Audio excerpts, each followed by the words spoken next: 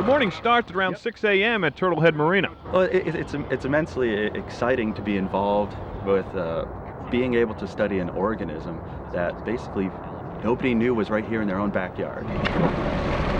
The gill nets are dropped right across from Chimbro's operation. We get to study a fish that was swimming around in the waters of the world, or at least its relatives were swimming around in the waters of the world at the same time as the dinosaurs. While we have to wait for the nets to sit about an hour, in the meantime, we listen in to see if they're around. 12836. 12836. Oh, that's a tow. Toe? Yep, we named a fish tow. You know, don't try to catch them. They're an endangered species, so it's illegal to catch them. You can see them on, certain days on the river. There's times during the summer when they're jumping out there. So if you're lucky, you might see a 5-foot fish leap out of the water. It's pretty incredible. Today, another good day as they haul up 13 fish. These fish are endangered and may go extinct. So we've been using this mark and recapture technique to get an estimate of the population size in the Penobscot. Outer lips, 57.5. We've had a very good year. In past years, they caught up to 99 fish. This year we've already caught 95 fish. 100 doesn't seem like a lot, though. It doesn't seem like a lot. It's a matter of perspective. It's a lot more than 0.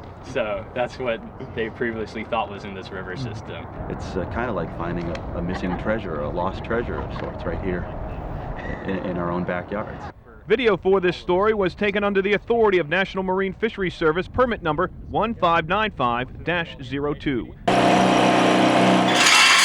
22.4 on the temperature. New fish, on.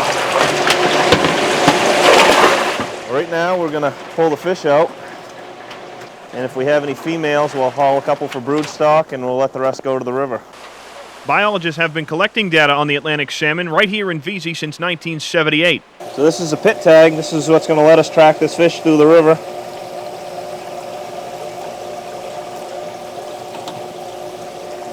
Take some scales for age and origin. And a punch so we'll know if we catch them again, and we've got a genetic sample. The fish trap allows them to evaluate the salmon runs each year and the opportunity to gather females for brood stock. Yep, this one's going to the hatchery. They will use these females and take their eggs so they can stock other fisheries around the state. Gets to go down and live the good life in the hatchery for a while. They've caught over 1,000 fish here at the VZ Dam. That's the good news. Down east is a different story. We actually are having a pretty good run this year. A lot of the down east rivers aren't doing so well this year, and so every day we come to the trap, we have a pretty good chance of seeing fish, which can't be said for everybody else that's doing this right now, unfortunately. Hi. Caudal 0. The down east rivers, most of those rivers right now are listed as endangered. The Penobscot isn't, but it's closed as well. Some of these fish will show up with bird wounds in the back. They might end up with a seal bite underneath.